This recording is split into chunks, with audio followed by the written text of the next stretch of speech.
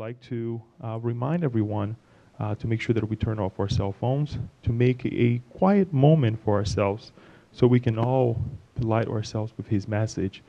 We may have to use the board back here, but we'll come up and go through the exchange of information as he brings to us. So with no further ado, we ask Julio to come up and enlighten us, please.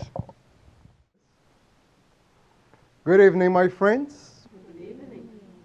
Let's say good evening as if you guys are alive. Once again, good evening, everyone. Good evening. Not strong enough? No.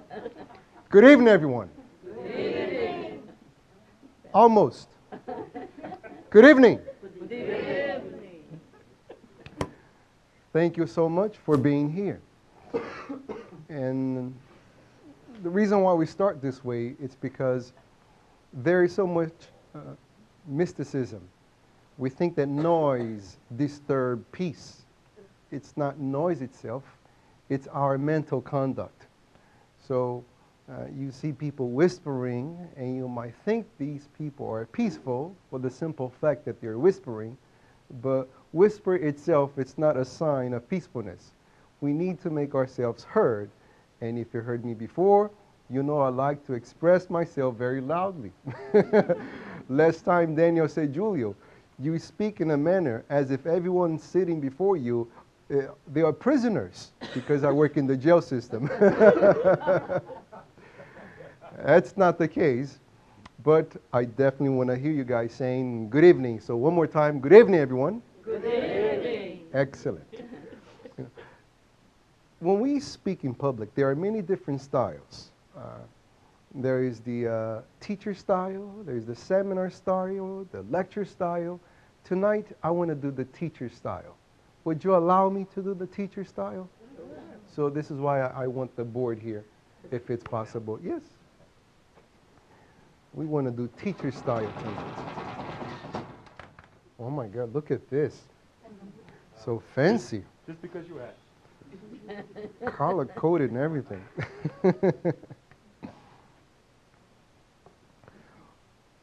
The topic that Daniel asked for tonight is the strategies of renewal. And the topic was chosen for the simple fact that we're still in the beginning of the year. It's unbelievable that the month of January flew so fast, but we consider February still the beginning. And the beginning also reminds us there was an end, the end of the year 2014.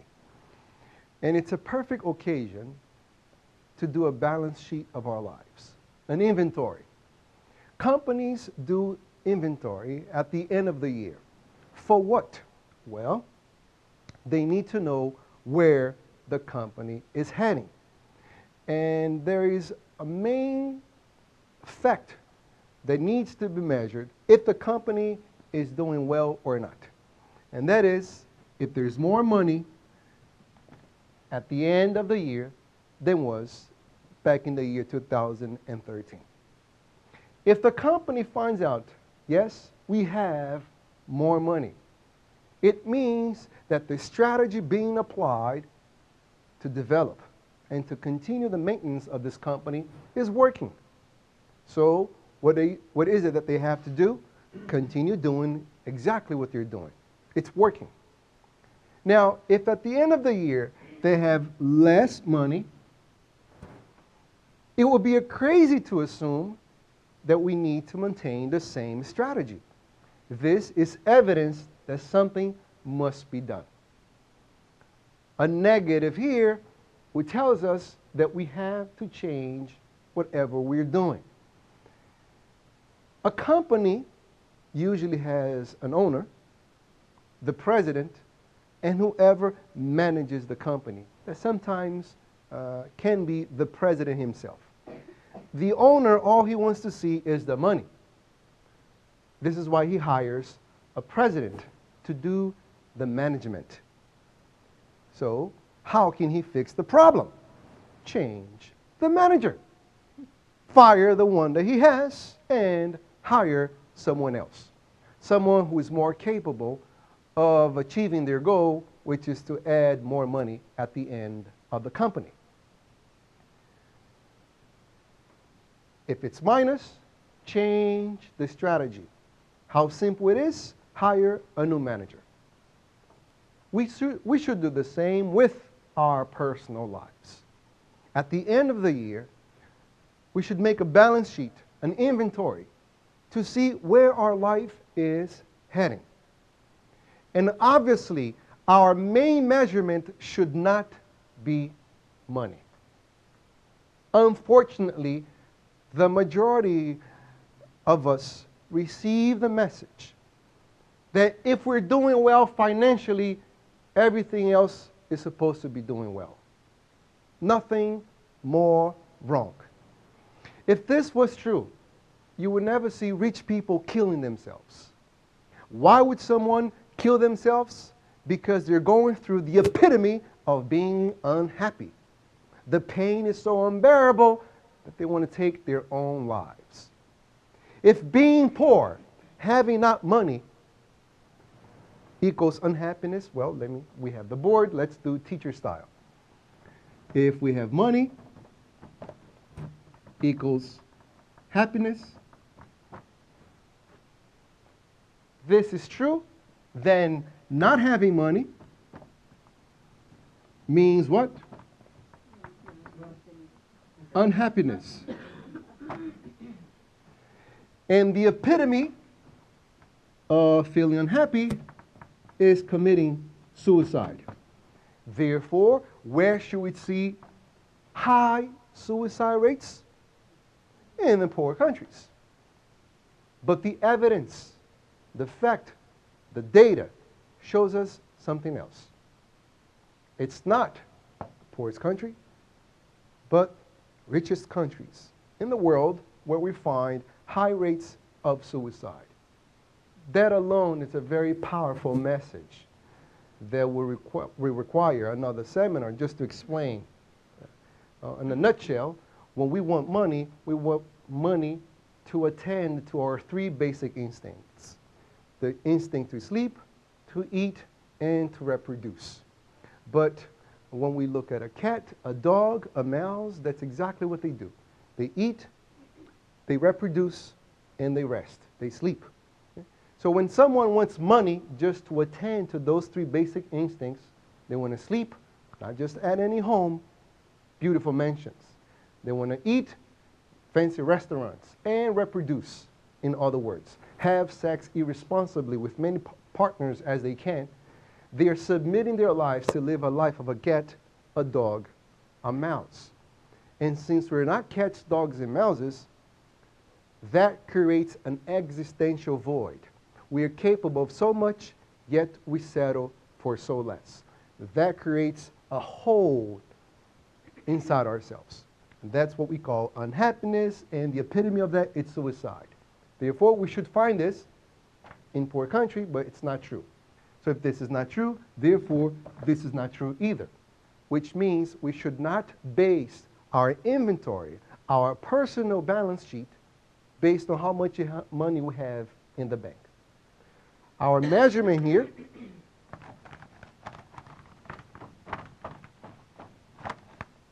we should measure for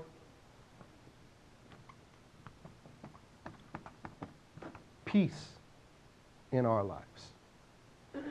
Am I more peaceful at the end of 2014 than I was in the year of 2013? Why is this important? Because peace is the foundation of happiness. This building has a foundation. The foundation is the most important structure that gives support to this building. This building, without a foundation, any wind will blow this building out of place. It becomes completely insecure. Peace is the foundation of happiness. So when you find people who aren't peaceful and yet they claim to be happy, they don't have true happiness. What they have is a state of euphoria, which can be clouded by any little circumstance.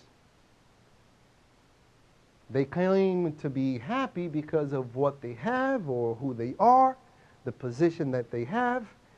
Yet, when they wake up in the morning and they see a flat tire, that little incident, it's enough to disturb their entire week.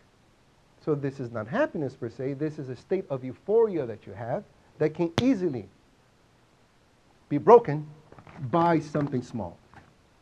So what is the foundation of happiness? Peace. It's not peace of meditating in a mountain. When someone flees the world to meditate in a mountain, they are not getting themselves peaceful. They are surrounding themselves with the tranquility of the mountain. But then, once they go back to their everyday lives, that's what we will test if they truly are peaceful. Because we can only develop peace around the angry people. We don't develop peace around peaceful people. Peace, it's a virtue that works just like our muscle. If we want to develop our muscles, do we have to lay our arms on the table and let it rest? No. We need to exercise. And when we exercise it, what we're trying to do is to create resistance, and we're breaking the resistance. And getting deeper into the exercise, we break the tissues inside. We eat protein, feeds up the empty space with protein, and the muscle gets bigger. But what we need is to get more resistance. And then we don't do this for a day, we do it continuously to change the muscle itself. The same applies for moral virtues. Patience is developed when we have difficult circumstances around us. So to be at peace is not to meditate in a mountain. Please do not understand this from the perception that, oh my God, I should have meditated more in the year of 2014. That's not the point. It's a state of peacefulness. And peacefulness comes from us fulfilling our obligations. We have a personal obligation towards ourselves. We have an obligation towards others. And we have an obligation towards a higher power who created us. When we attend to those obligations, when we make an effort to attend to those obligations, that's where peace comes from. It's not even the achievement, it's making the effort to go towards the goal. Do you follow me so far? Yes or no? Yes. Can we hear yes as if you're alive? Yes. Yes or no? Yes. Good. So we should measure if we are more peaceful, because this is the foundation of happiness. If we are the same individual that we were in 2013, this will never be a new year for us. When the month of December is leading up to its end, that's what you hear all the time. Happy New Year, Happy New Year, Happy New Year. And this is the same frustrated individual going through the same old years. Because if we're not a new person, there will be nothing new of a new year. This is the same individual going through time. Time doesn't change us. We change how we perceive and what we do with our time. So we should look what we're doing with our lives to see if the strategy needs to be changed. And that's a personal answer. I cannot answer that for you. You're the one who will be measuring your own life. Am I a happier, am I a peaceful individual than I was back in the year 2013? Yes, I am. Therefore, we're heading in the right direction. Am I the same individual who is always complaining, who is expecting the world to change in order for my life to improve?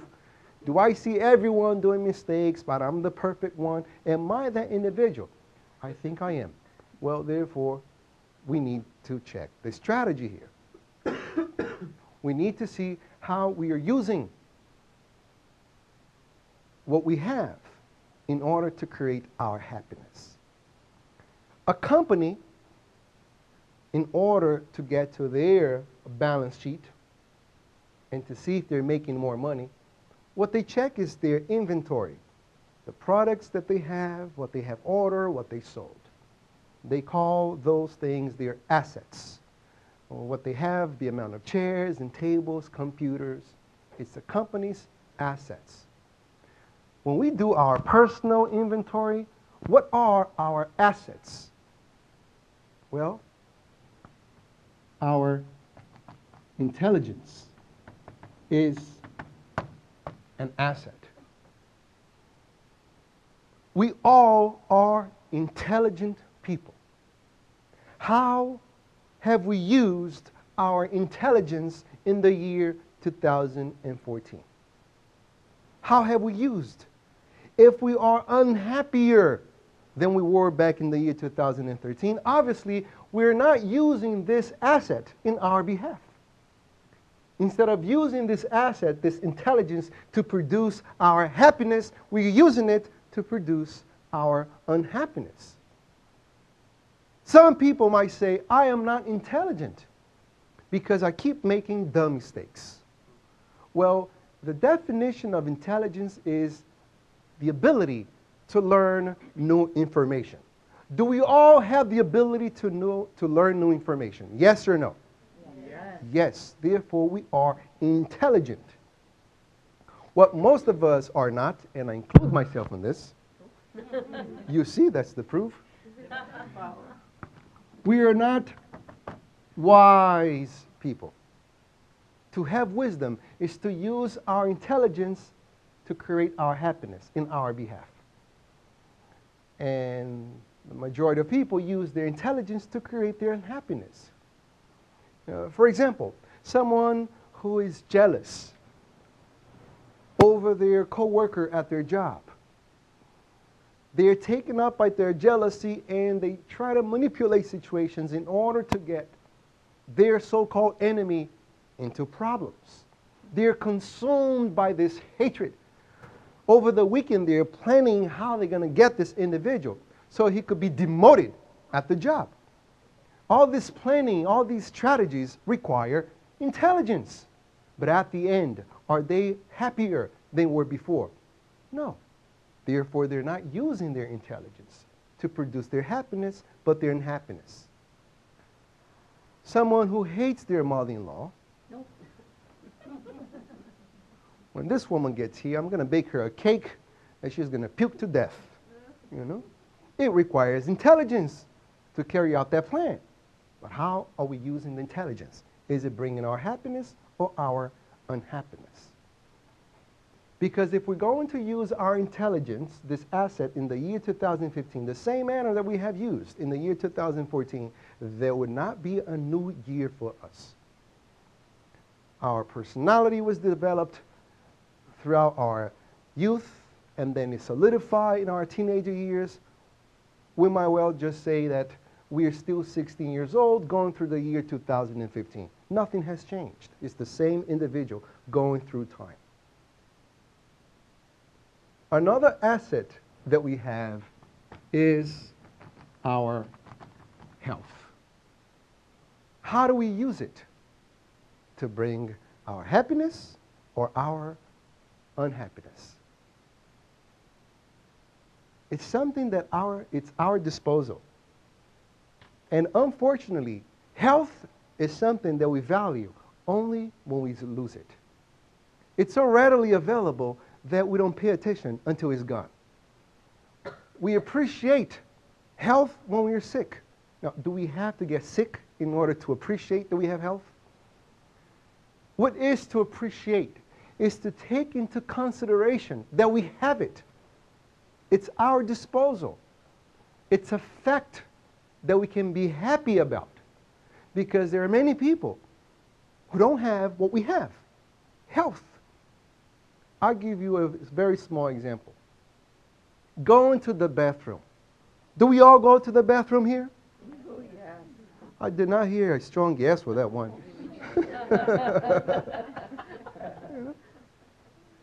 Such a natural thing. going to the bathroom. You just sit there, and that's not a time for you to be reading any magazine. Not at all. Very dangerous for your health. Let me relax you a little bit, and I'll get into that. You go to the bathroom, it's so natural. You're done, and that's it. We don't appreciate what's going on.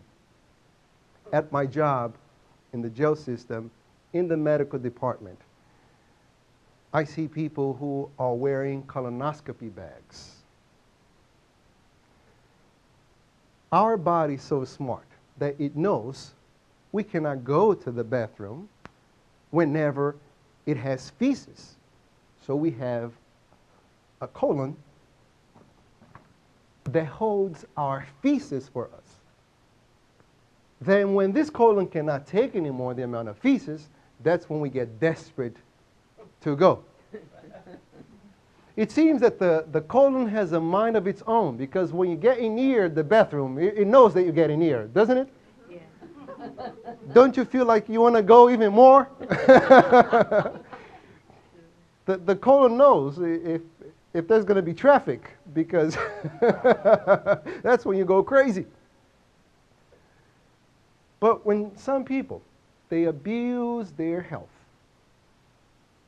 by what they eat, and some experts affirm that all of our diseases are directly related to what we eat. And right now, the rate for colon cancer is super high. And you wonder why. You go buy a chicken breast, for example. You think that chicken breast actually came from a cow. You see how big it is, a chicken breast? You look at it and you try to picture the size of this chicken. It should be the size of this podium here, by the size of the chest. Naturally, a chicken cannot grow that big. What's going on? They inject hormones. When you eat that thing, you're also eating the hormones. And then we explode. And the colon can't take it anymore. It starts with polyps, develops into cancer, and then they have to cut the colon out. Now, where will the body store its feces? That's where the colonoscopy bag comes. They put literally a bag attached to a hole they made inside a person's stomach. They connect the intestine, and now the feces will go into this outside bag. And then once it gets heavy enough, can you imagine the smell? The person feels this thing very heavy, and then they have to dump in the toilet. Very nasty, isn't it? Isn't that enough for us to be thankful when we're going to the bathroom? It's not to look up in the sky naked and say, God, thank you for my colon. It's a mental state of gratitude. I'm thankful for this. To be thankful is to take care of it. It's not what we say. It's a state of mind through actions. I'm thankful for. How am I going to be thankful to my colon? Well, I would not abuse it. Adding all these condiments, all the pepper that goes on, it fires up, making the colon very sick. We have free will. We can do anything to our bodies, but our body was not constructed to last while we're trying to destroy it. It's amazing, and this is not criticism. It's just a psychological analysis. When it comes to birthday, how do people celebrate their birthday? Oh, tonight is my birthday. I'm going to drink it all. They get really drunk. They lose all their senses. What is a birthday? Your body is allowing you, the individual inside this machine, to complete a cycle, a 364-day cycle. The machine is allowing you to finish an objective. Suppose you have to travel from New Jersey to California.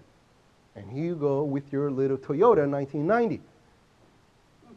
It's very difficult. You don't know if your car will make it. You drive for 4 days. Once you get to California, your car actually got you there. Do you grab a baseball bat and then you start hitting your car because your car got you there? Do we open the hood and we pour sand on the motor because the car got us there? No, we don't do that. We might change the oil. We give a bath. We wash it. We treat the car nice because the car got us there. How come in our birthday, it's exactly what we do? We don't pour sand, but we pour alcohol. We smoke. We damage the machine. We insert poison because the machine allows us to get to that cycle.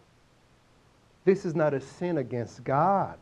You're not making the devil happy because you're drinking. That's not the point. Spiritism does not have this kind of nonsense.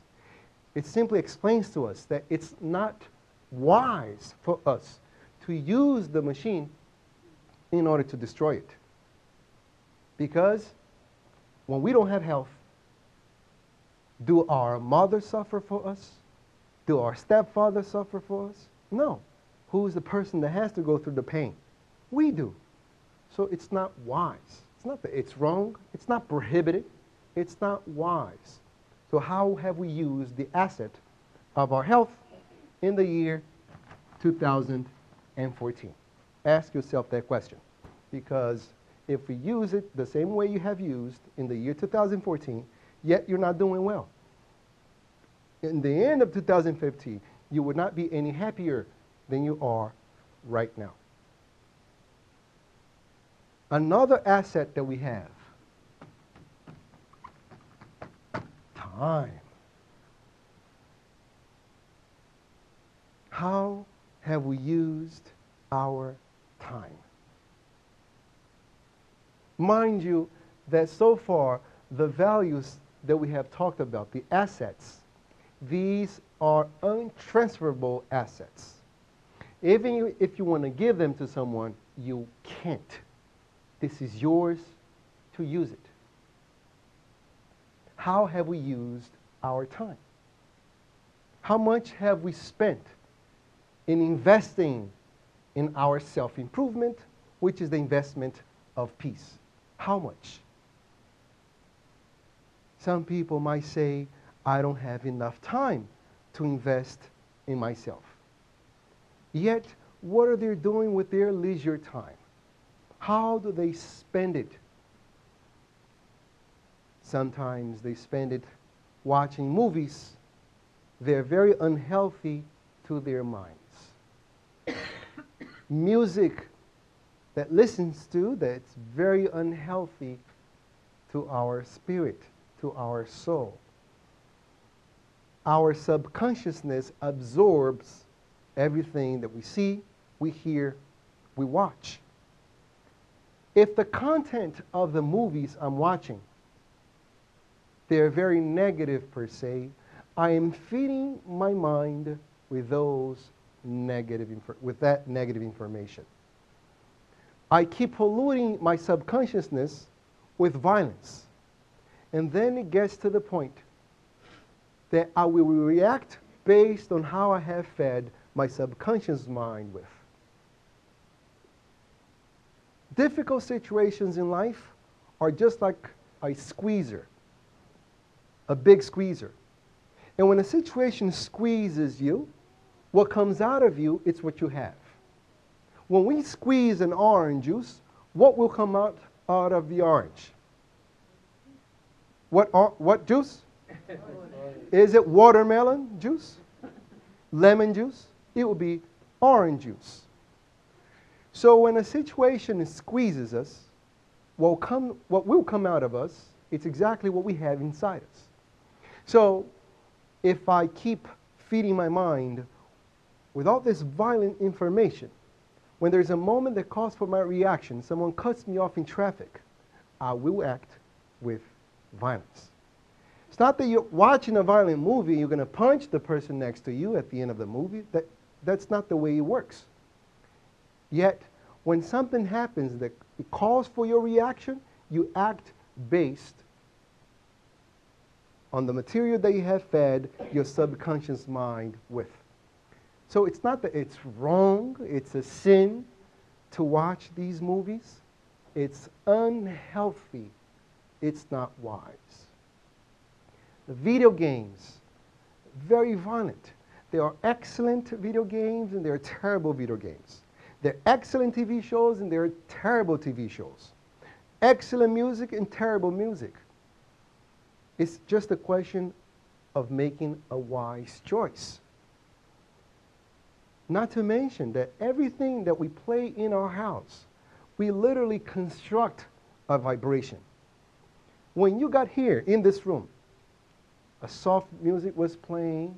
Everyone here is at least concentrated in positive things. So the vibrations of this room, it's a very healthy one. You enter in the room and you almost can touch this peaceful environment. Now, if we were playing here a certain kind of song, very loudly, with lots of negative message, you walk into a room and then you could feel the negative vibration. Imagine this happening all the time inside our house, inside our cars. Then, once we get to our job, for the simple fact that someone did not acknowledge that we say hello to them, that it is enough for us to go nuts, to feel humiliated. I hate this person, because we're feeding our minds with negative information. If there is like my good friend Leo said in the beginning, that I could bring experience from my job. If there is something I definitely learned in the jail system, is to never act on a heated mind, ever. If you're mad, you're angry at someone, just walk away. 100% of the time, we will regret the choices what we make when we are acted in a heated mind. The sentence that I hear all the time is, I blacked out. You heard that saying before? Yes or no? Yes. Okay. Can you say as if you're alive? Yes or no? Yes. I blacked out.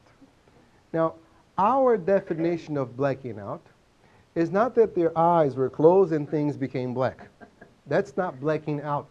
Blacking out is to act without thinking. That's blacking out. And whenever we do that, we always regret the choices that we make. On a small scale, these are things that we say to our husband, to our wives, to our children.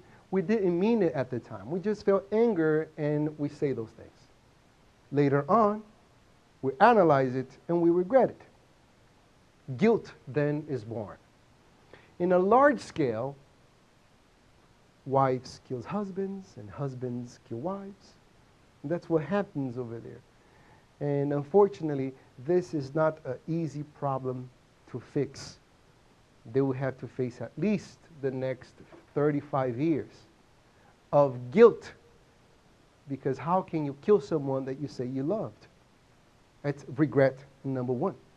Regret number two, the children that he loves very much have nothing to do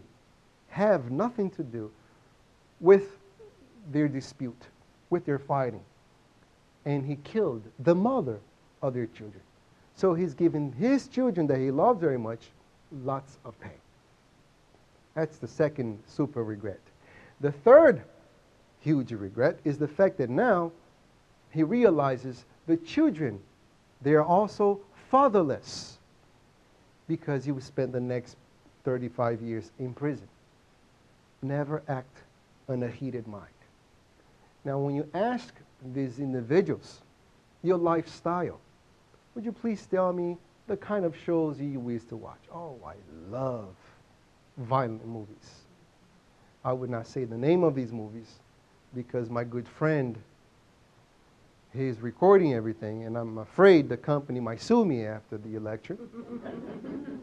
Police will be waiting for me on the outside. These companies, they portray it if there are no effects on our personality watching these violent things. And it's not true. We are very shaped by these kind of information. So when we use our time and we spend it, I'm not telling anyone to not watch TV. I'm asking you for your own benefit. Watch something healthier. Something that we can learn from. Something that might change our perception on life. But as our leisure time, if we spent watching these things, it's terrible. Not to mention, for those who suffer from depression in watching a horror movie, all that information goes into our subconscious mind.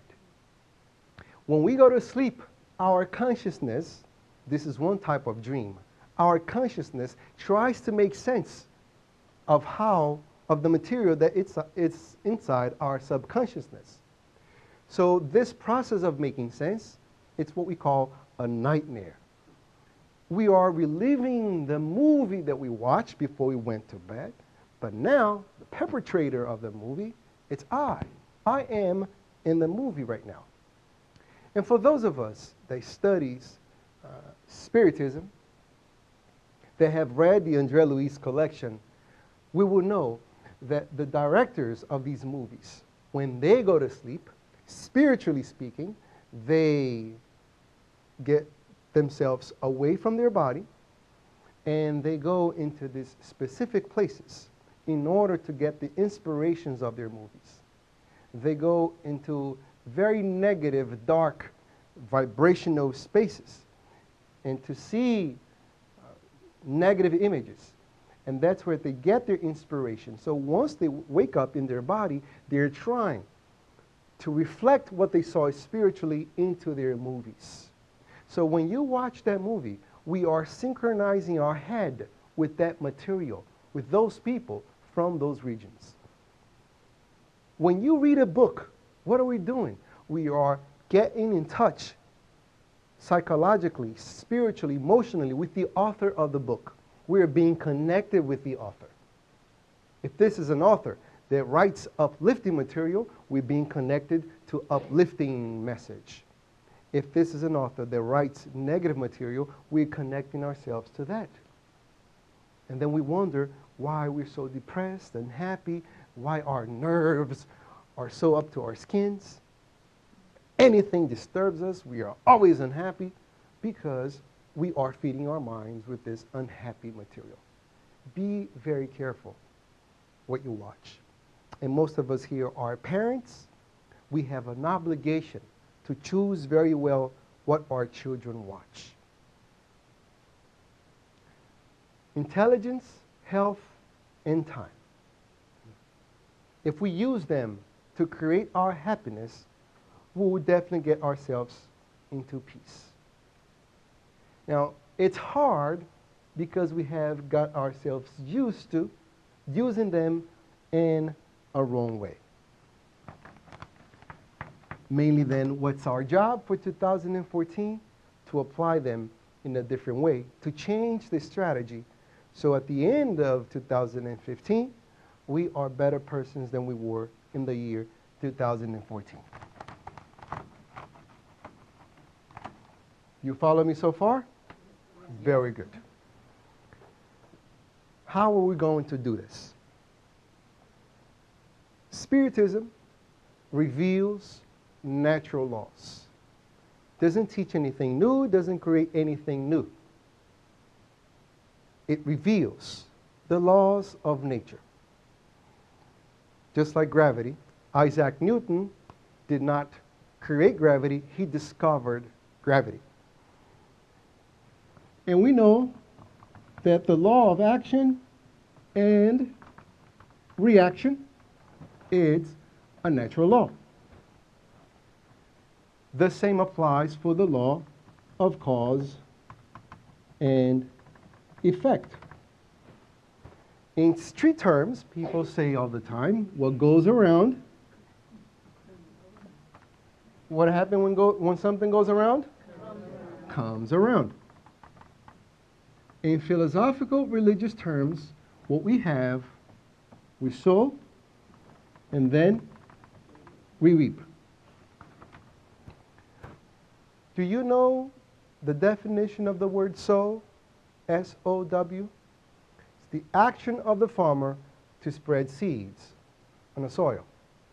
If he wants to plant orange seeds, he'll grab a handful of orange seeds and he will sow those seeds in the soil.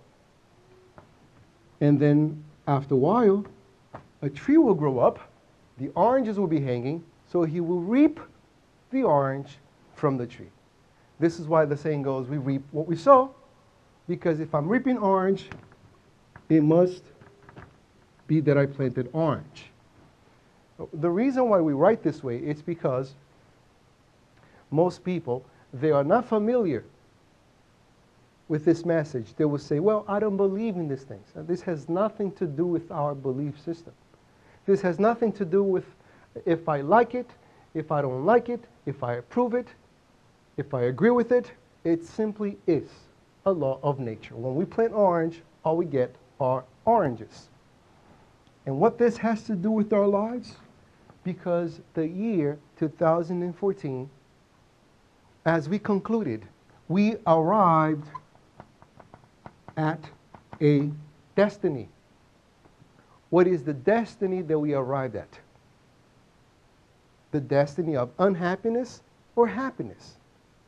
That's where we arrive at the end of 2014.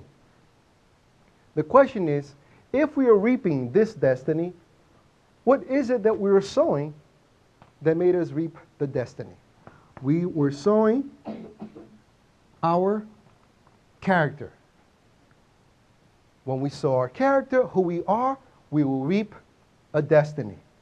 But the question is, if we are sowing our character, reaping our destiny, what creates our character? Our character comes from our habits. The collection of our habits make up our character. If the individual wakes up every day at 11 o'clock, he drinks, he smokes, doesn't have any job, what kind of habits are these? You guys in doubt? What kind of habits are these? Bad. So what kind of character he has? If our habits create our character, then where our habits come from? Our actions. Our actions shape our habits. A repeated action becomes a habit. Then, where do our actions come from? Our emotions. We act based on how we feel. Where do our emotions come from? Our emotions come from our thoughts. Please do not be envious of my handwriting. So please repeat after me. When we sow,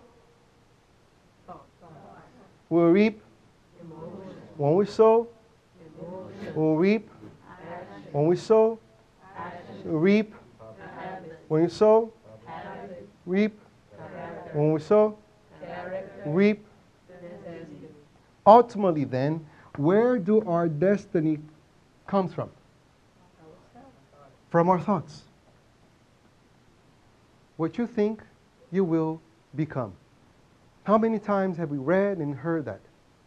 What you think, you will become. I'm miserable, I'm miserable, I'm miserable. I'll be miserable. I'm unhappy, I'm unhappy, I'm unhappy. I'll be unhappy. I'm ignorant, I'm ignorant, I'm ignorant. Then we're going to be ignorant. I'm intelligent, I'm intelligent, I'm intelligent. Then we'll become intelligent. Because we open up to the idea that we want to learn. Because if the willpower is not there, we're not going to achieve anything. So say it, I'm intelligent. Oh my Lord. You cannot convince not even.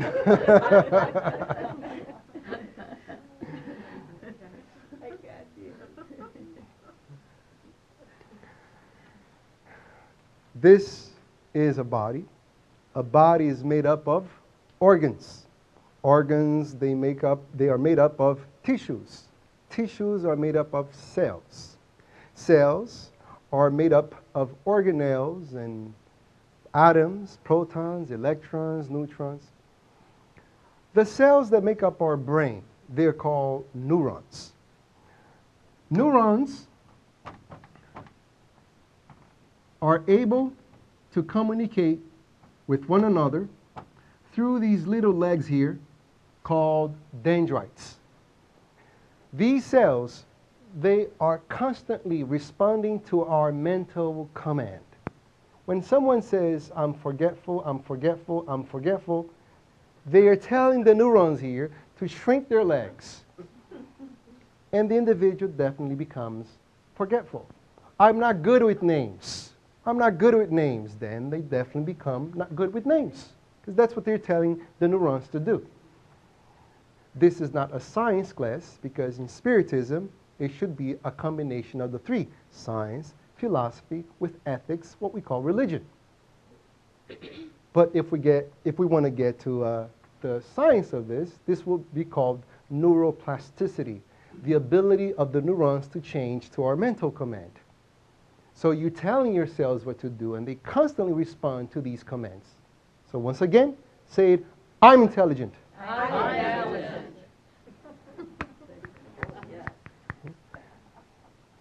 We can learn two things from this. We only follow what we understand.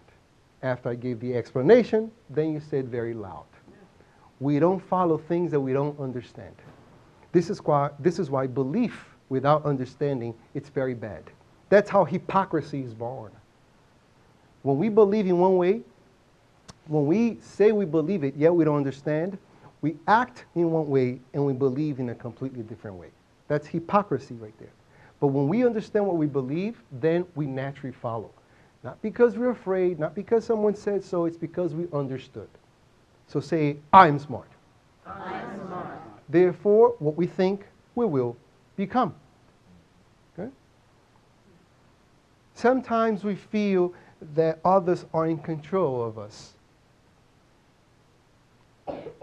But there is no one on this planet that can tell you what to think. This is where we exercise 100% of our free will.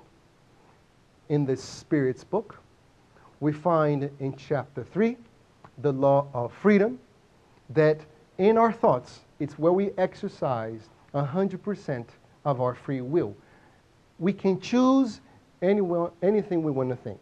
Yet, what we think, we will become.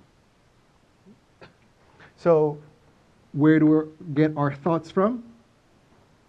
Thoughts, they have different sources. From now on, think of thoughts the same way you think of food. For one, we have to eat every day. But then, there is junk food and healthy food. One will kill you, the other one will sustain you, will give you strength. But one thing is for sure, we cannot go without any food. We must feed ourselves. Therefore, we cannot go without any thoughts. We must think every day. So thoughts have different sources. For example, places. At Barnes and Nobles, for example. What are people doing at a Barnes and Nobles? Are they getting unhealthy? Are they getting sicker? No. They're reading. Some people might not be reading positive stuff, but the majority are there for the right reasons. So what kind of place is this? A positive or negative place? Positive. So if I step myself into that place, what's going to happen? I will be bathed by this positive environment. Those positive thoughts will create what kind of emotions? What kind of actions? What kind of habits? What kind of character? What kind of destiny? Positive. Because if I'm reaping orange, I must sow orange. But if I choose a bar instead, what are the people doing in a bar? Are they getting wiser? Are they getting healthier? What are they there for? Some people might say, well, but the bartender, she's not there for that. She's just paying for her college. That's very true. What we have to take in consideration is a concentration of thoughts. Is the bar made up of bartenders or the bar made up of drinkers? Drinkers. So that the concentration of negativity surpasses the few exceptions of positive. So when I choose to step into that place, what kind of thoughts am I surrounding myself with? What kind of thoughts am I going to have? Emotions? Actions? Habits? Character? Destiny? I am 100% sure that some might be thinking, this is complete exaggeration.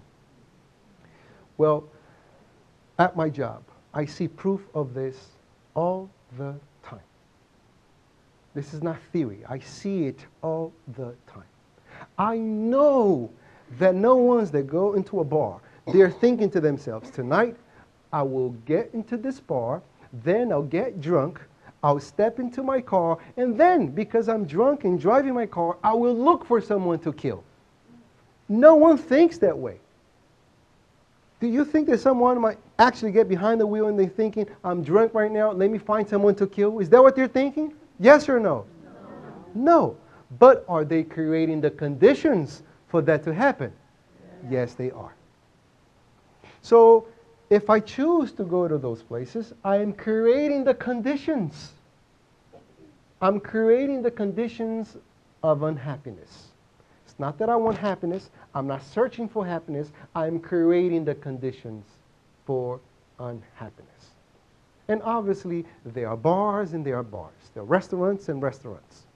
There are family bars that happens to sell alcohol.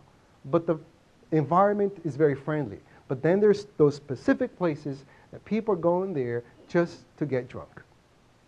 It's not a sin. It's not something against God. It's not wise to create those conditions for us. By creating them, our destiny could be very unhappy. Who chooses where we're going to go to? Who? Is it our mother? No. Is it our friends? Our stepfather. No.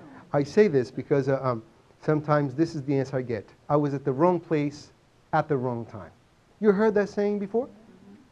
And then I always ask, well, whose legs took you there? Because they say it in a way as if someone else was responsible for this. Oh, I was at the wrong place at the wrong time. But whose legs took you at this wrong place at the wrong time? It was mine. It was yours. Then we are responsible where we're going to choose to go. Friends, and all the young adults present, please get this very straight. This is super important. If you mix yourself with people who plays football, what are we going to end up doing? Play football. Is that healthy or unhealthy? It's healthy. It's a sport. People earn their living by doing this. If I mix with people who likes to play basketball, what am I going to end up doing? Playing basketball. If I mix with those who likes to swim, what am I going to end up doing? Swimming. If I mix with those who likes to smoke marijuana, what am I going to end up doing? Smoking marijuana. This is why I'll keep my eyes wide open. Not to choose these people to be my friends. Because in reality, they are not our friends. And they get to see this only when they are going through the problems. Because when they have to face the consequences of what they did, their friends are not there to share the pain with them. They are there by themselves. So choose very carefully who you become friends with. Usually, our parents, what they say to us is not what we like to hear, yet is the best. Because our parents, they would never say something to harm us, to hurt us. They want our well-being. Yet what they say is not what we like to hear. But our friends, they say what we like to hear, yet it's not good for us. So most people, young adults, When they arrived in the jail system, through the hard way, of course, through pain, they found out that their best friends are their parents, because the parents are the ones visiting them, putting money so they could buy food for them inside the jail system. And they realized those people who they embraced as their friends are not their friends at all, because they are there now by themselves, going through the pain by themselves. And if they were not for the parents, or for an uncle, or for a grandfather, they have to face all the consequences by themselves. Who chooses our friends? We do. Be very careful. No, there are acquaintances and there are friends. We should have lots of acquaintances. Who are these people? People you say hello to on an everyday basis. Good morning, how are you? Our co-workers at our job. But people to bring into your intimacy, to know all of your problems, you have to select very well. Reason being, it's because we find very hard to share someone's happiness when that happiness is not ours. You might have a friend, and you don't even know, and this friend is super jealous of your marriage, of your happiness, and she pretends to be there for you, but you don't know what goes through this person's heart. The people you bring at your house, be very careful, because you never know what's going through their minds, through their hearts. And if we are not prepared for this, we will receive all that negative energy. If we surround ourselves with all negativity, and this is through the music we listen in our house, the parties that we do, what we give to our guests in our house has very broken shields. Anything can penetrate. And when someone comes with all that envy, with all that jealous, it causes a little fight to completely break out of control. Be very careful. There is a story about the last ice age in which wild pigs were the few animals that survived the bitter cold. And the reason they survived is because they knew they had to be together, because the warmth of one individual would spread to the other individual, would keep everyone warm. But since they're wild pigs, that means they had those spike sticking out of their bodies. So they realized if they got too close to the next wild pig, they will hurt the other wild pig. So they knew they had to be close, but not so close that they will harm one another. We will have friends, acquaintances, but be very careful not to bring them so close that our intimacy are hurting one another. Choose very well your friends, because they will shape your thoughts, emotions, your destiny. But once it comes to face the destiny, they are not there to share the pain with us. We are by ourselves. And what I just said before, TV, books that we read, these three different sources have a great influence on how we think and what we become. Whose job is to choose these three things for us? It's our job. How can we improve ourselves? By changing these things. And this is where the message of Christ becomes very useful, has its meaning. The message of the cross has many meanings, and one of them is sacrifice. What is to sacrifice? To sacrifice is to choose something that we should over what we like. To choose something that we should over what we like. If I have diabetes, do I like ice cream? Yes, I do. Do I want ice cream? Yes, I do. Should I eat ice cream? No. So is it to refrain myself from eating ice cream a sacrifice? Yes, because I'm choosing something that I should over what I like. So having these TV shows and books and friends and places that are negative, they are things that we like, yet is not what we should. And the sacrifice is to make the transition, to choose what we should over what we like. Why is it so much a sacrifice? Because we're very attached to the things that we like. But once we become detached by substituting negative places by positive ones, negative friends by positive friends, negative things that we do by positive ones, as time progresses, we become addicted to the positive as well. We have to do something positive. We enjoy going to positive places. We want to think of positive things. It becomes a positive addiction per se. And that changes our destiny. We are in control, my friends, not anyone else. And I hope that we understood this information as a way to change our strategy. So once we reach December 31st again of the year 2015, we can rest assured with our conscience that in the year 2014, we made our best effort to become a new us. So we can definitely have a new year. Thank you so much for your attention.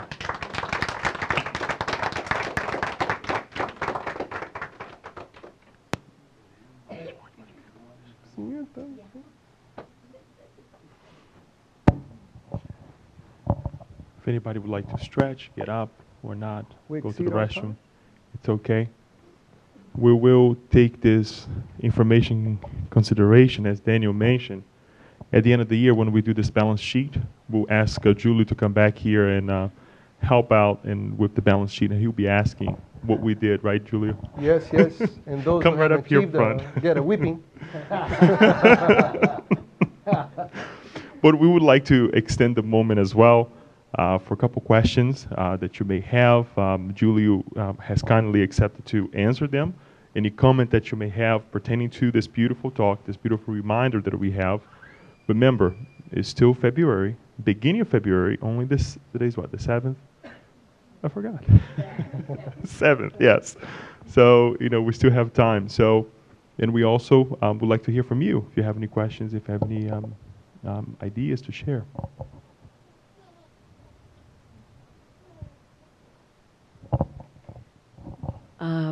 I would like, no, it's not a question. I just wanted to add what he said about bad environment. Like, for example, there are situations like, like when you have at work the happy hour. Oh, you're not coming. Oh, why not? And you don't want to be the one, you know what I mean? And I think the only way you can go and be politically correct, because sometimes you have to be politically, you say, yeah, okay, I'm new in here. But I think it would be the occasion to be very positive and be the owner of your own thoughts and say, okay, I have to go through, even when you go to a funeral, to think on the positive way, because you're going to meet a very negative atmosphere there, because people are going to be crying, people are going to feel, oh my God, I didn't do so much for the dead one, I should have said this, and you go sometimes to a situation like this, got by surprise, and then I think it's very useful to be on control of your emotions and say, okay, here I am, but I'm the owner of my own thoughts, and I think, as he said, if you can avoid, why not? Because it's hard. It can take your balance out. But sometimes you go through things when you feel, why am I going, like he said, who brought you here? Sometimes because, of course, you drank, you ate what you shouldn't, and there you go. But how many times you say, oh my God, what did I do to be here? Honestly, I didn't want to be here. Here I am. Like we go to a hospital sometimes. My God, the things you see in a hospital. And you say, what am I doing here? You also have to be on the control of your emotions and your thoughts and say, let me see the positive. I must be here for some reason, right? To help somebody, to bring hope, give a smile at somebody. Maybe I just had to come here and look at somebody and say, no, you know what? You're going to go out of it. Because I think what for me was really adding is that thing of you are on the control. So I just wanted to add. Yasko, please. Yes, in this same line, but now I want his input. Yeah, there is no way to have 100% control, or at least we're not trained for that. So when we are faced with this challenge that we cannot have a correct actions because we are forced for some circumstance to do something, at least some percentage, how can we compensate for these situations? You know, what kind of training, what kind of action extra I have to have? Are you referring to the specific situation she mentioned? Situation that we Yeah, cannot be. In the specific situation she mentioned, first of all, they call a happy hour. And, you know, and why not happy 40 hours, just not happy hour? It's amazing how much unnecessary problems are created in the work environment for petty things. People don't realize they're spending 40 hours per week. This is a third of their lives at their job. Why not make an effort to have a pleasant atmosphere? But fights are broken for absolutely petty things. They're still in kindergarten, fighting over who left the microwave open, for example, that sort of thing. And then they go to the happy hour. So what should I do in an instant in which everyone is going to the happy hour? Well, I will go with them. Yet I will take something that's non-alcoholic.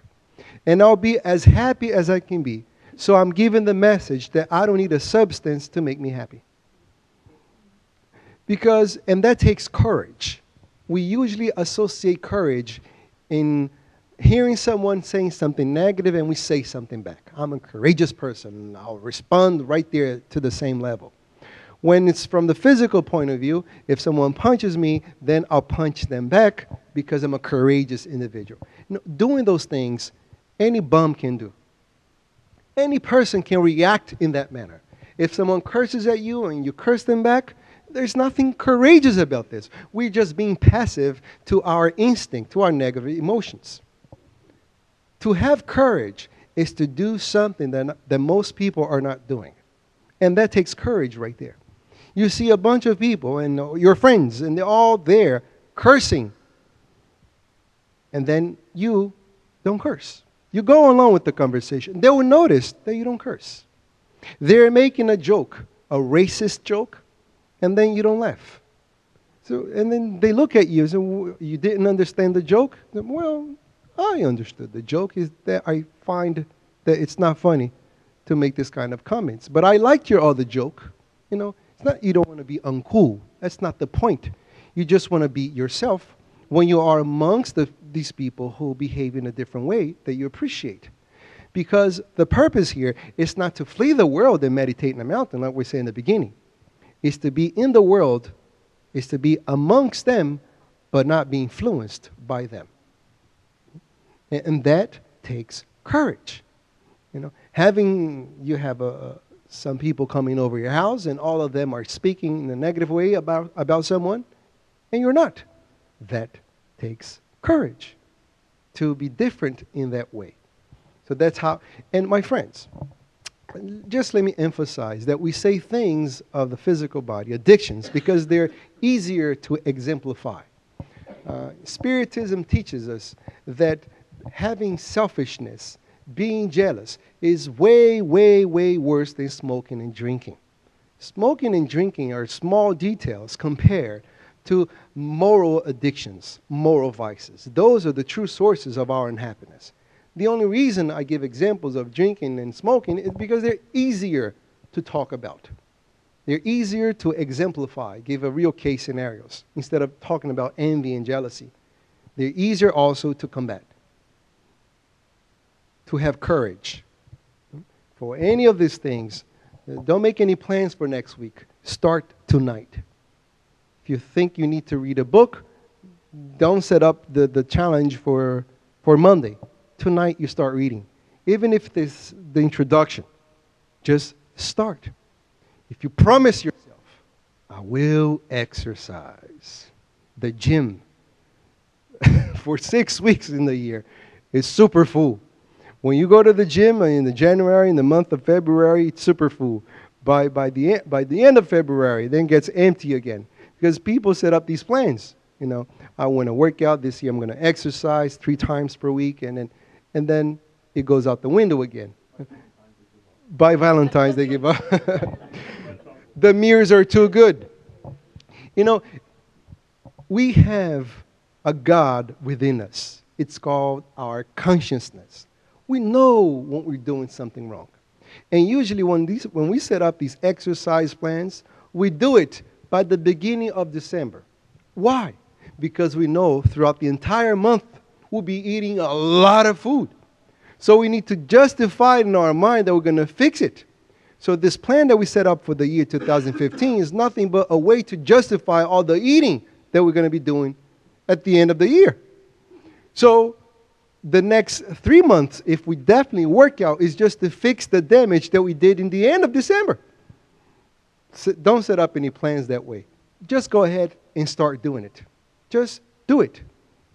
I want to exercise tomorrow or even tonight.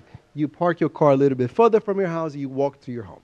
Small tasks to get into larger ones. We don't change these things overnight. We set up small plans, very small tasks. I will park my car further away from the ShopRite. Are there ShopRites in here? The market store. And then you do that walk. Tomorrow, instead of taking the elevator, I will climb the steps. Here, we have steps here, you know, small. And then we build momentum, and then we are able to achieve bigger tasks.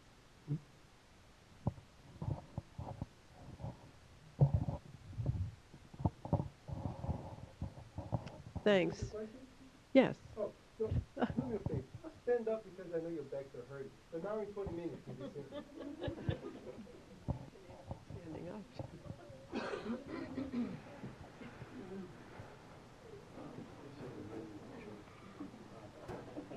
Good?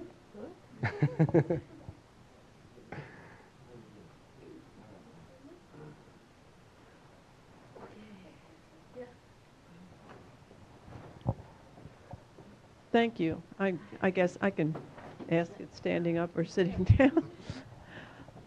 I just want to drop into the word thought again and go to what sometimes is really a struggle, because the disturbing thought will make a random appearance, even when your orientation is to the plus side.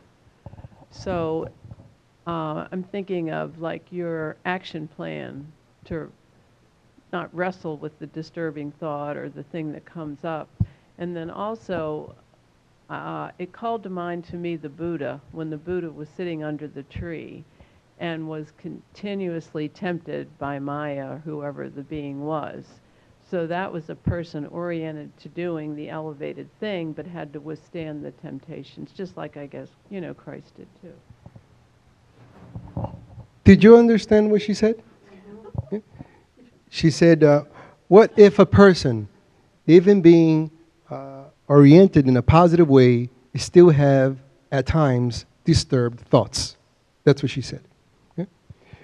We will have, for a long time, disturbed thoughts. But the challenge is not to be a disturbed person. These thoughts will pop into our mind from here and there. What's the strategy to deal with them? Don't hang on them. Don't think about the details. The key, and I will write, is to practice thought substitution.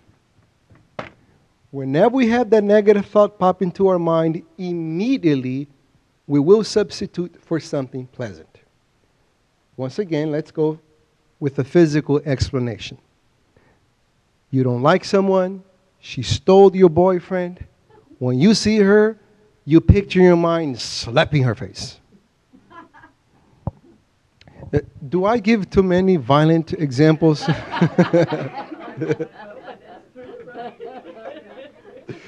Yes. Am I too forceful? Because I lost the track of that already.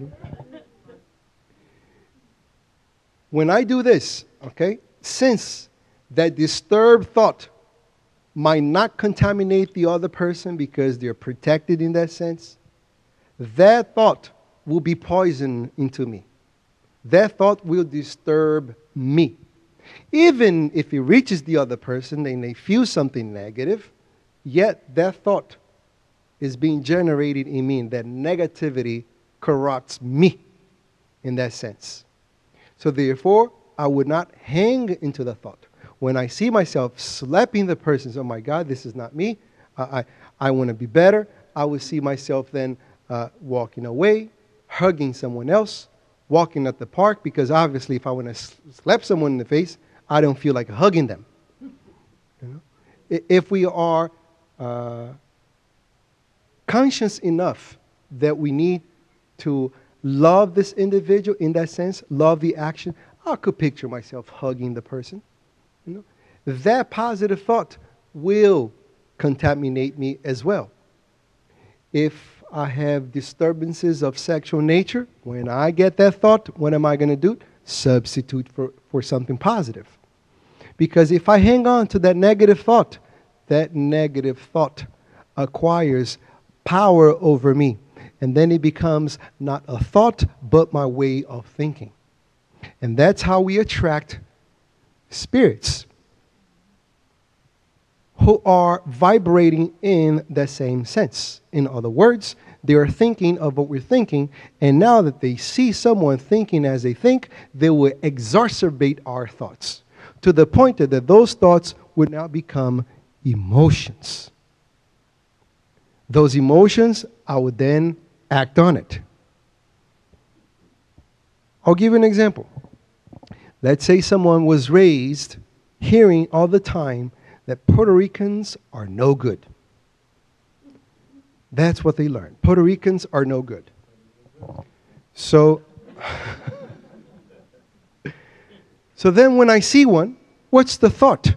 Puerto Ricans are no good. What's the emotion? I don't like this guy. Never met the individual.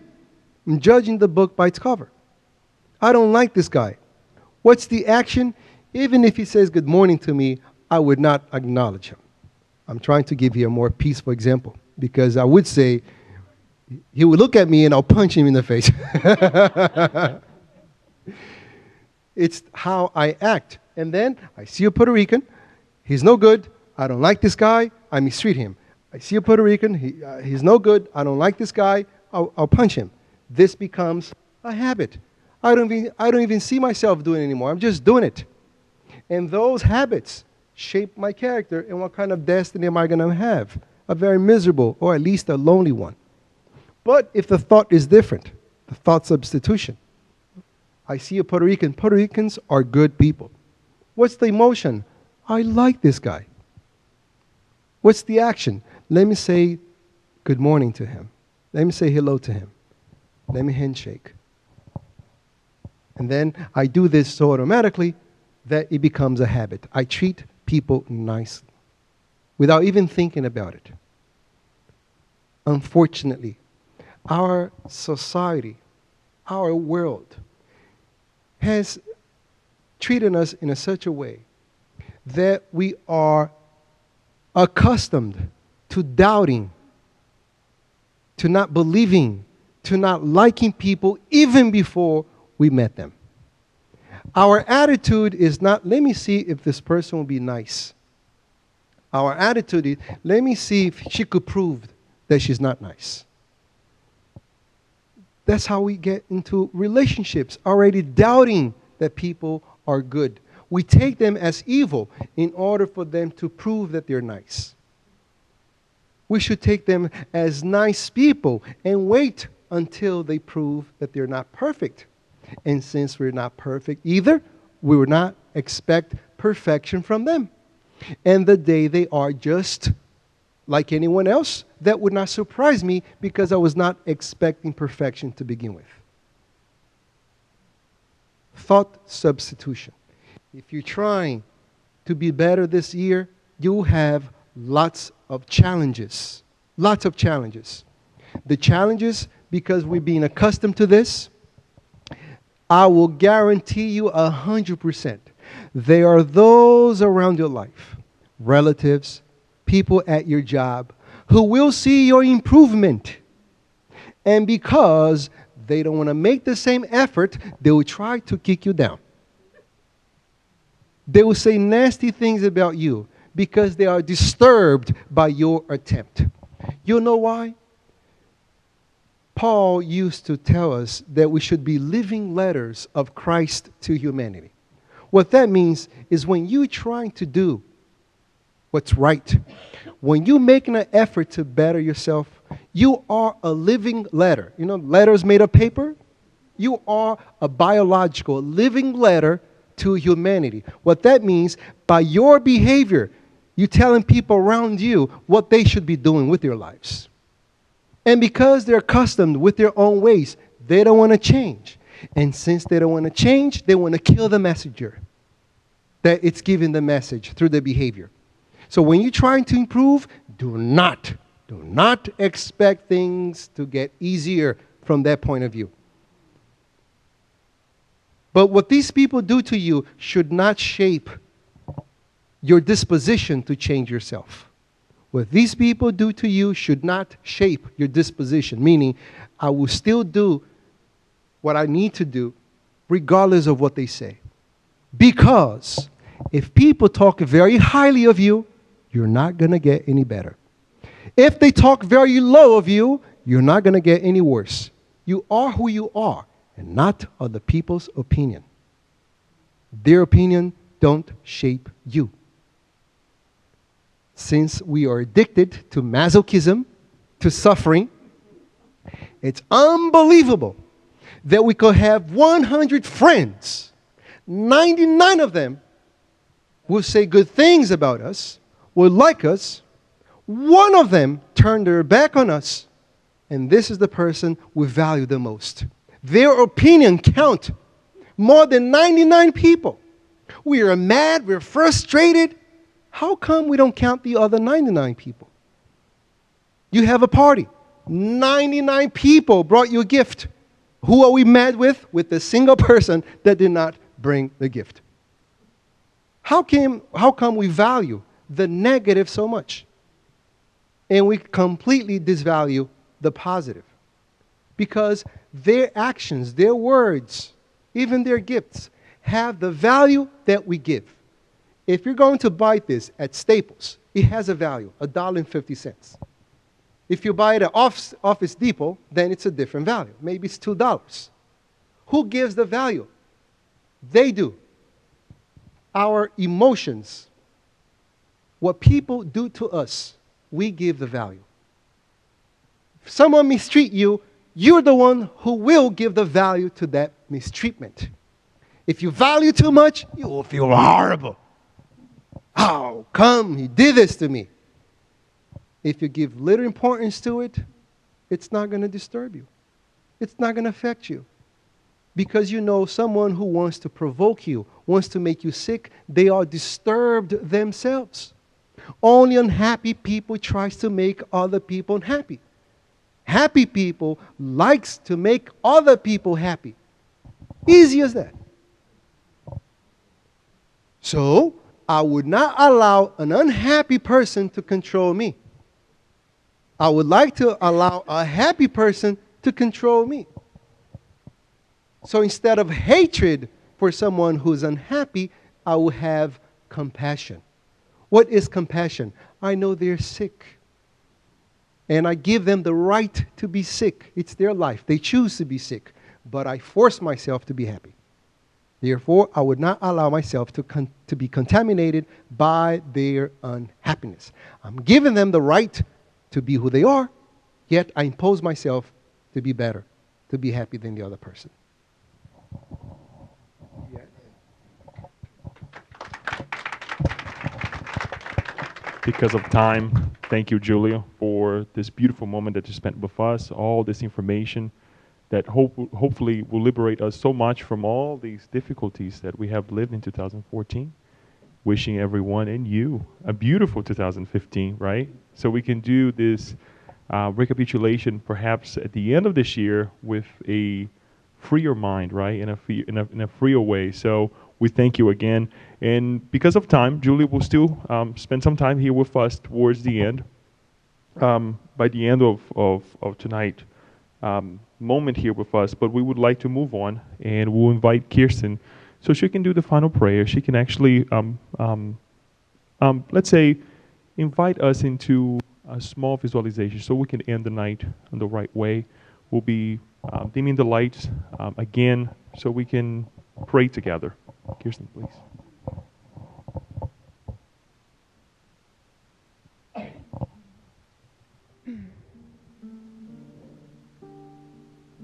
To allow ourselves to further reflect about these ideas. Not that we need to close our eyes, but by closing our eyes, it allows us to be more focused in this moment. First, acknowledging from the depths of our souls, our hearts, the immense gratitude we have for our brother and his company that he brought with him of friends that have brought these reminders, these encouragements for all of us, both in the physical realm as well as in the spirit realm, contributing to the enlightenment and hiring the vibration in our area, doing our part for this world to be a better place.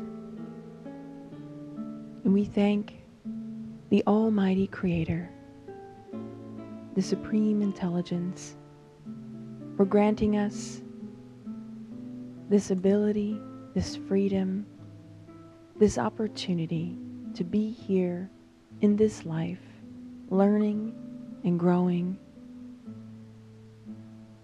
forgiving ourselves, starting again, day in and day out. But in this moment, as a take-home message, let us imagine ourselves absorbing all of this information, placing it into our heart, and allowing every fiber of our being to integrate it so that our thought life, the life, our inner world we have, is thus changed from here on out.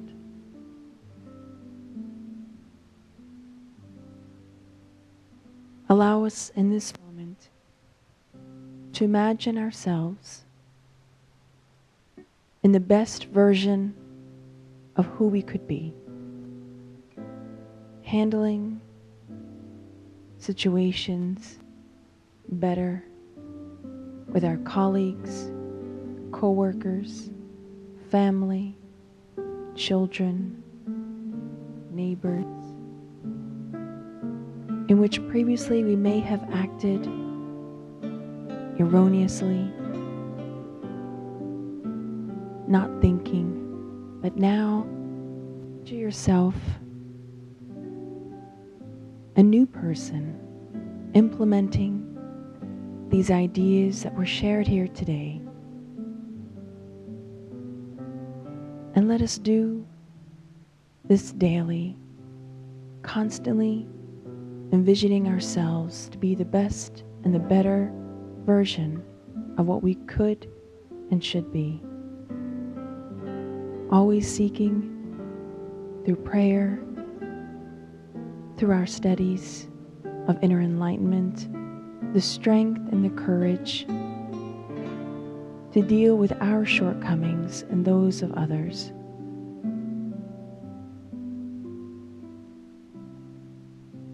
As a final thought, in this moment, envision the blessings of a light from on high that pours over you and surrounds you like a warm breeze. The same breeze that existed when Christ was in Galilee, and embrace this peaceful moment as a reminder of our purpose and our goals in our lives.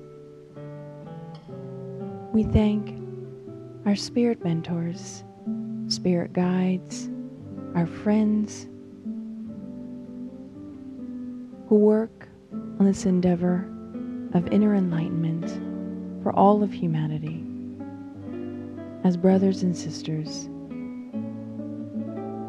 always remembering our model and guide, Jesus, the one who always taught us about brotherhood, forgiveness, and beginning again from wherever we are.